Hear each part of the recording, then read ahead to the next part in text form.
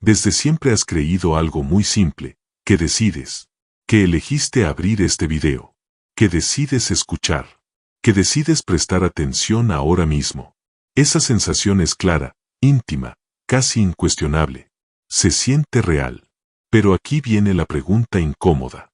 ¿Y si esa sensación de yo decido no fuera la causa de nada, sino solo un relato que aparece después?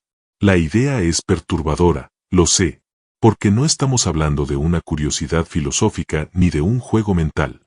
Estamos hablando de algo que, si es cierto, sacude todo lo que crees sobre ti mismo, tu identidad, tu responsabilidad, tu control sobre tu vida. Y lo más inquietante es que no se basa en opiniones, sino en mediciones, experimentos y leyes físicas. Hola, soy Rodrigo y esto es Código Inconsciente. La mayoría de las personas nunca se detiene a pensar qué significa realmente decidir. Simplemente asumen que son libres porque así se siente. La experiencia subjetiva parece tan obvia que nadie la cuestiona. Pero sentir algo no lo vuelve verdadero. Entonces hagamos el ejercicio correctamente. En este mismo momento, probablemente sientes que estás eligiendo seguir escuchando. Percibes ese instante interno donde parece surgir un sí, continúo. Pero, ¿qué es exactamente esa sensación? No en palabras bonitas, no en términos espirituales, sino físicamente. Piensa en la última decisión simple que tomaste. Algo trivial. Elegir qué desayunar. Mover tu mano derecha en lugar de la izquierda. Sentiste que tú, el yo consciente, fuiste quien tomó la decisión. Ahí está el problema.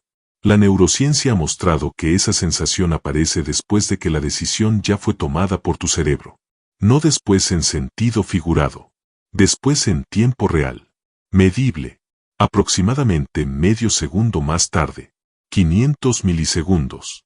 Antes de que tú seas consciente de haber decidido, ya hay actividad eléctrica en tu corteza motora.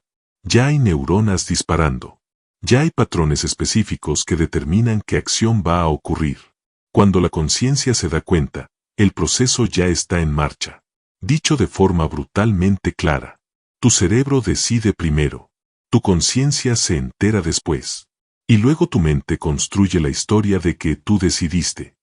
Eso cambia todo.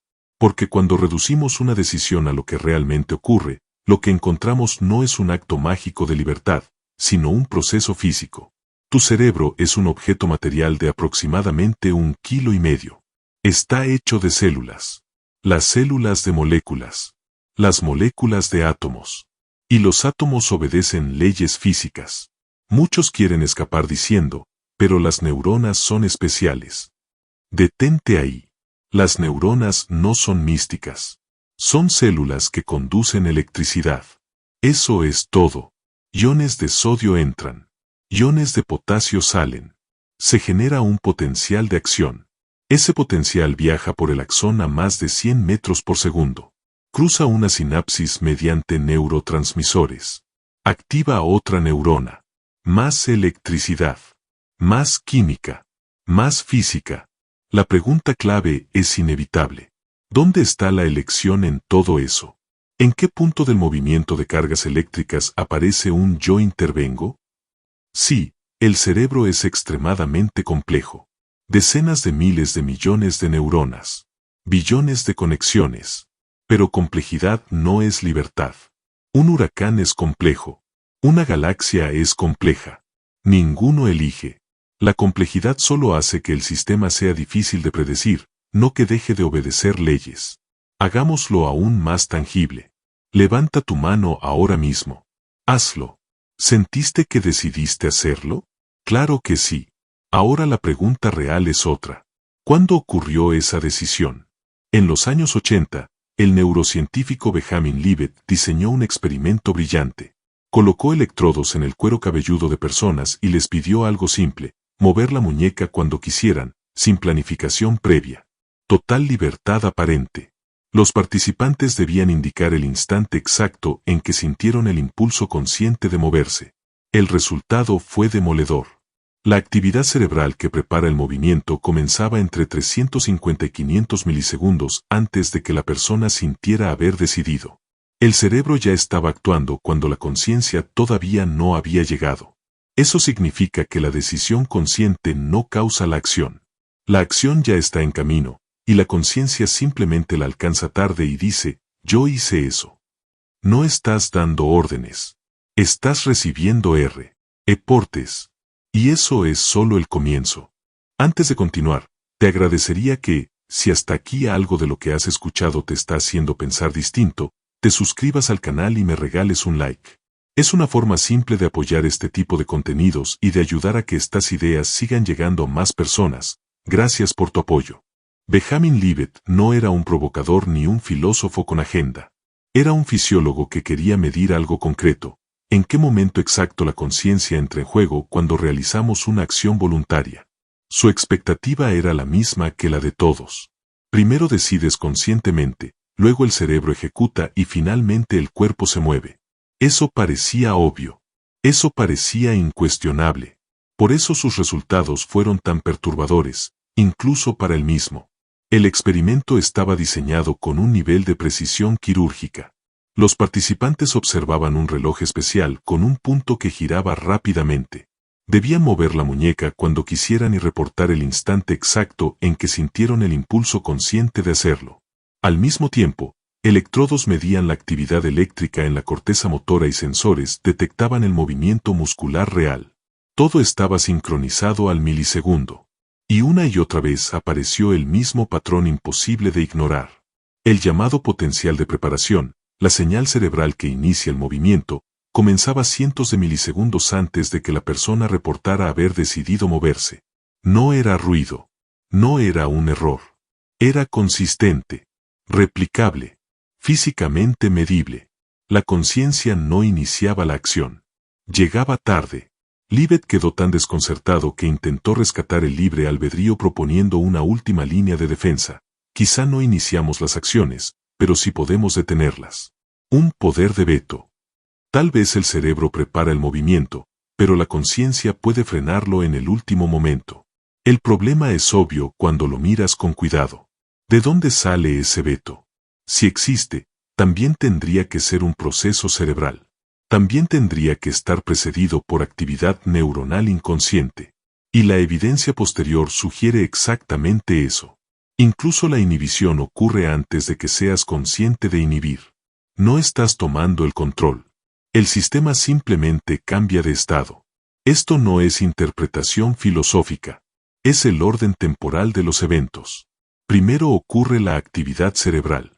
Después aparece la experiencia consciente. La conciencia no dirige la orquesta.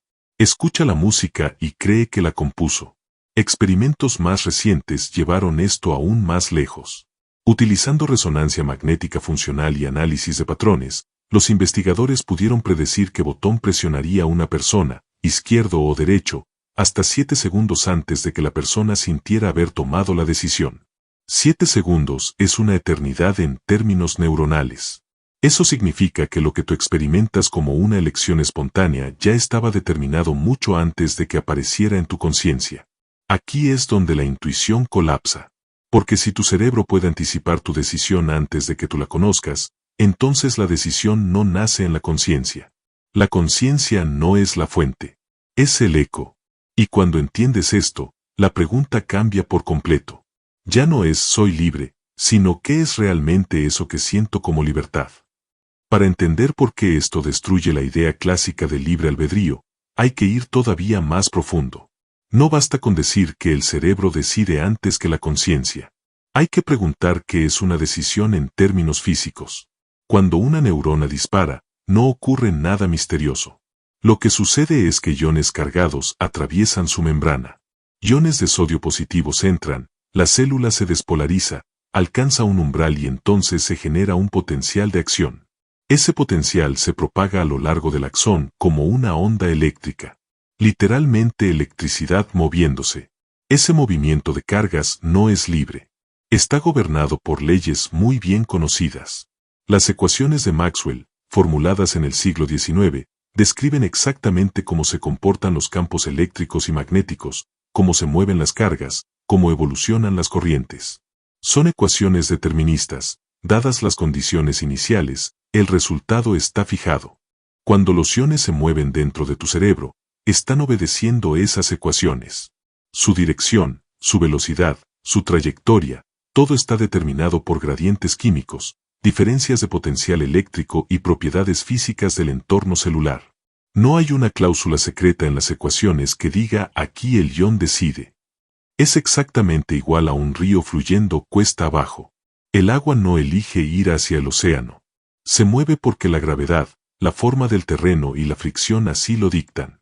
Puede haber remolinos, turbulencias, patrones caóticos, pero nada de eso es libertad. Es física compleja, no voluntad. Tu cerebro funciona de la misma manera. Solo que en lugar de agua, lo que fluye es información. Patrones de activación neuronal que se propagan, se combinan, se transforman. En cada sinapsis, las señales de entrada se integran, se comparan con umbrales y se convierten en señales de salida. Todo el proceso está completamente determinado por la estructura del sistema. Cuando decides levantar la mano, lo que realmente ocurre es que un patrón específico de información atraviesa tu corteza prefrontal, integrando recuerdos, estímulos sensoriales, estados emocionales y contexto. Ese patrón alcanza una configuración particular y desencadena una cascada que llega a la corteza motora, luego a la médula espinal, luego a las neuronas motoras y finalmente a los músculos. Es causalidad paso a paso. Nada más. Entonces aparece la pregunta incómoda, ¿dónde está el yo que decide? ¿Eres el patrón completo? Si es así, entonces el sistema se determinó a sí mismo, lo cual no es libre albedrío, solo autodeterminación física. ¿Eres algo separado observando el patrón? Entonces, ¿dónde estás físicamente? ¿En qué neurona? ¿En qué molécula? No hay un centro de control en el cerebro. No existe un homúnculo sentado en una sala de mando tomando decisiones. No hay un capitán detrás de los ojos. Solo hay flujo. Y aquí viene lo verdaderamente perturbador. Tu cerebro no solo ejecuta acciones, también construye explicaciones después de los hechos. Lo hace constantemente, de forma automática, y tú confías plenamente en esas explicaciones. Esto se ha demostrado de manera brutal en pacientes con cerebro dividido. En estos casos, las conexiones entre los dos hemisferios han sido cortadas quirúrgicamente. Puedes mostrar una instrucción solo al hemisferio derecho, por ejemplo la palabra camina. La persona se levanta y comienza a caminar. Luego le preguntas por qué está caminando. El hemisferio izquierdo, responsable del lenguaje, no vio la instrucción. Pero no responde no sé. En lugar de eso, inventa una razón, voy a buscar agua, quería estirarme. Y lo más importante, la persona realmente cree esa explicación. No está mintiendo. Está racionalizando. El neurocientífico Michael Gazzaniga llamó a esto el intérprete. El hemisferio izquierdo es una máquina de generar narrativas causales. Observa lo que el cuerpo hace y construye una historia coherente para explicarlo, incluso cuando esa historia es falsa. Tu cerebro hace exactamente lo mismo contigo, todo el tiempo. Actúas primero. Luego tu conciencia fabrica una historia que se siente como intención, razonamiento y elección. La narrativa es tan convincente que jamás la cuestionas. Es como un comentarista deportivo narrando un partido que ya terminó, pero creyendo sinceramente que está influyendo en el resultado. No diriges el juego. Lo relatas. Ahora juntemos todas las piezas, porque aquí es donde la intuición humana realmente empieza a fallar. Tu cerebro no es algo separado del universo físico. No es una excepción. No es una isla donde las leyes dejan de aplicar. Está hecho del mismo material que las estrellas, las rocas y el agua. Obedece exactamente las mismas reglas. Conservación de energía. Conservación del momentum. Causalidad. Segunda ley de la termodinámica. Nada de eso se suspende cuando presionas un botón, cuando eliges una palabra o cuando decides girar a la izquierda en lugar de a la derecha. Todo lo que haces es física en acción. Partículas interactuando mediante fuerzas fundamentales. Principalmente electromagnetismo, porque casi todo lo que experimentas en la vida cotidiana es electromagnetismo, la fuerza que mantiene unidos los átomos, la fuerza que permite que los iones fluyan, la fuerza que hace posible la comunicación neuronal. No hay dos categorías de fenómenos. No existen, por un lado, procesos físicos y, por otro, decisiones libres flotando mágicamente encima. Solo hay procesos físicos. Algunos son tan complejos que generan experiencia subjetiva, pero la experiencia no altera las leyes subyacentes. Un tornado, desde adentro, se siente caótico, poderoso, impredecible. Desde afuera, es simplemente aire moviéndose según gradientes de presión. Tu experiencia interna de decidir es igual. Desde dentro se siente como control. Desde fuera, es causalidad. Piensa en una emoción intensa, como la ira. Cuando te enojas, ¿qué está ocurriendo realmente? Hormonas como cortisol y adrenalina se liberan en tu sangre. La amígdala se activa. El hipotálamo envía señales. Tu ritmo cardíaco aumenta porque el sistema nervioso simpático entra en acción. Todo eso sucede antes de que seas consciente de la emoción. Tu cuerpo ya reaccionó. Luego tu conciencia detecta esa reacción y dice, estoy enojado. No decidiste enojarte. No elegiste liberar cortisol. El sistema detectó una amenaza o una injusticia, procesó la información inconscientemente y desencadenó una cascada química y neuronal. Tú experimentaste el resultado. La sensación de estar enojado es real. La sensación de haber elegido estarlo es ilusoria. Exactamente lo mismo ocurre con el miedo, el deseo, el amor.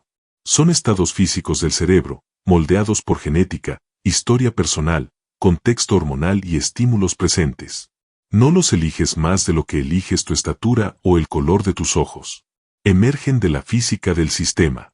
Llegados a este punto, aparece la pregunta que todos lanzan casi desesperadamente. Si no hay libre albedrío, ¿cómo puede haber responsabilidad? Detente. Esa pregunta arrastra una suposición equivocada. Asume que la responsabilidad requiere una libertad metafísica imposible. No la requiere.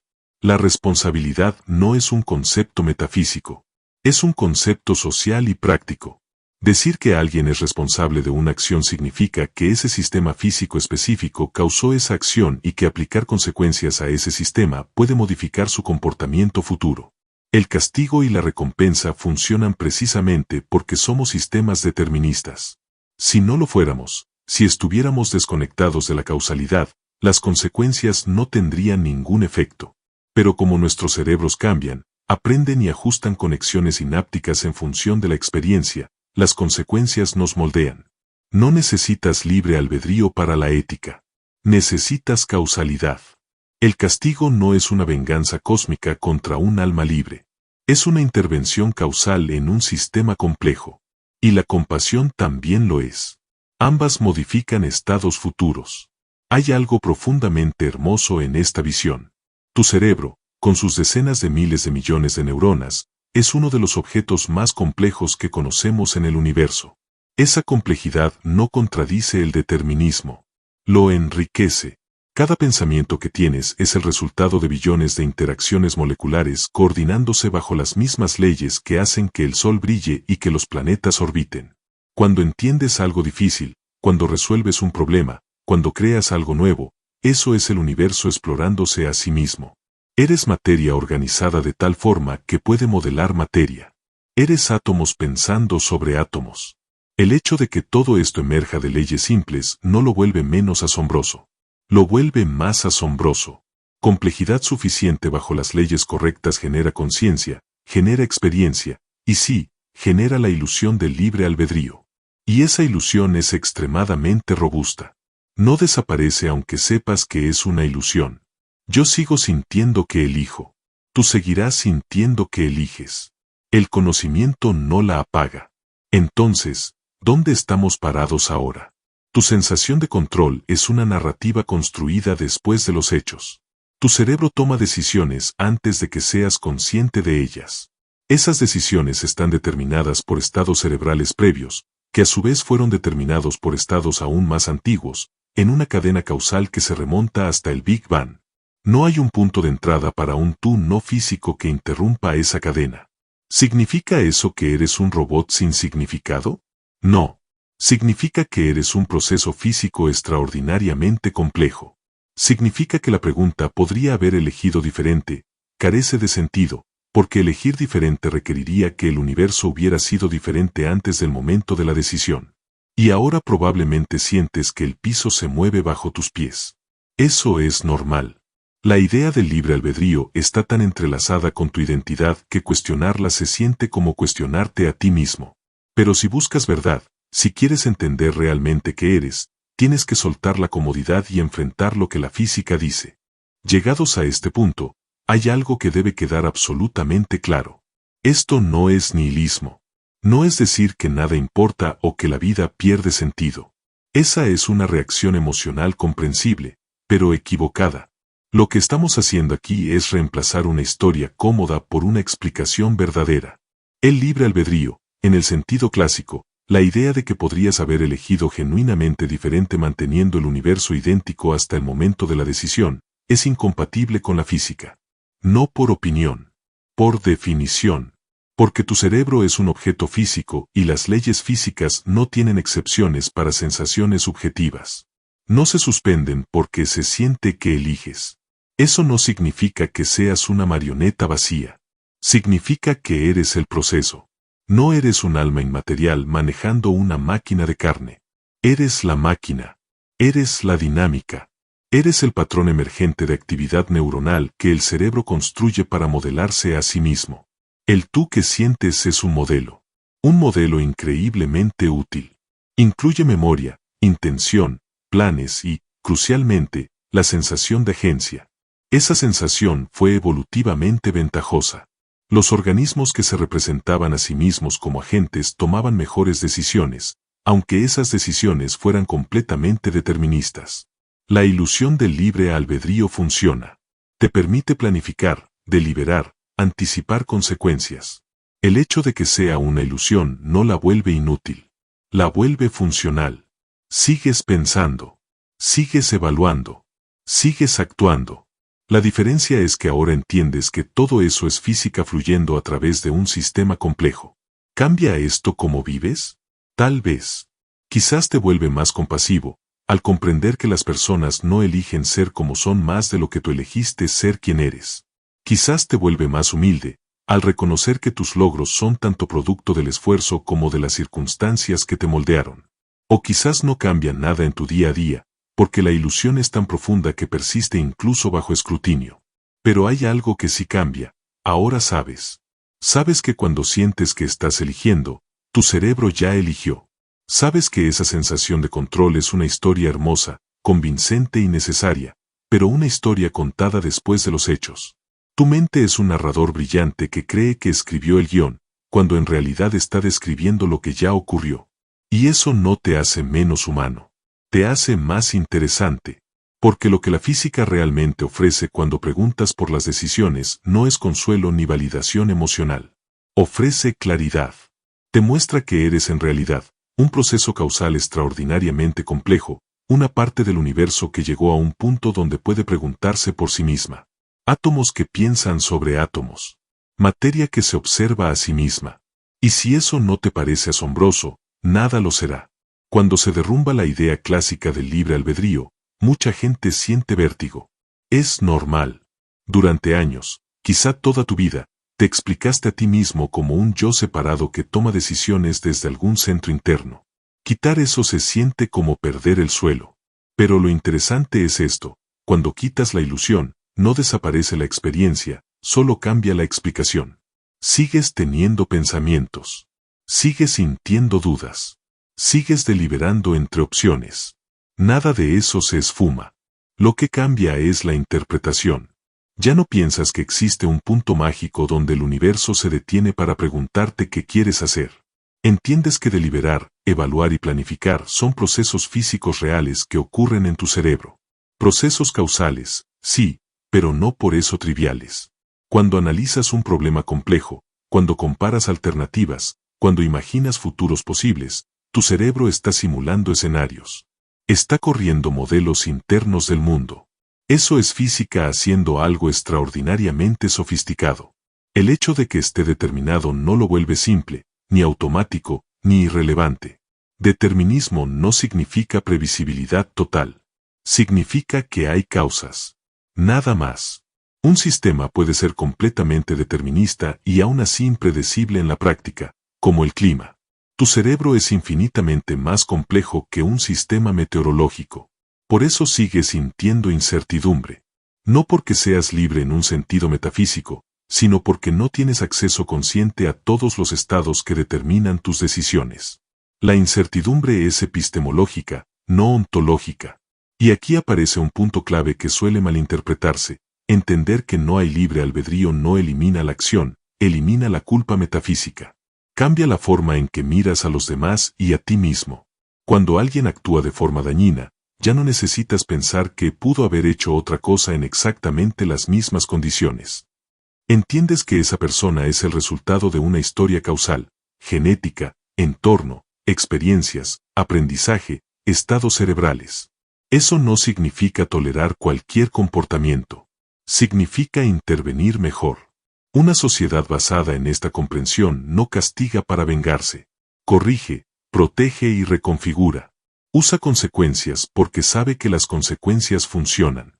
No porque crea en almas libres, sino porque entiende causalidad. Lo mismo aplica contigo. Entenderte como proceso puede reducir la autoagresión innecesaria. Puedes responsabilizarte sin odiarte. Puedes mejorar sin cargar con una culpa cósmica absurda. Hay otra consecuencia profunda. El mérito absoluto se disuelve.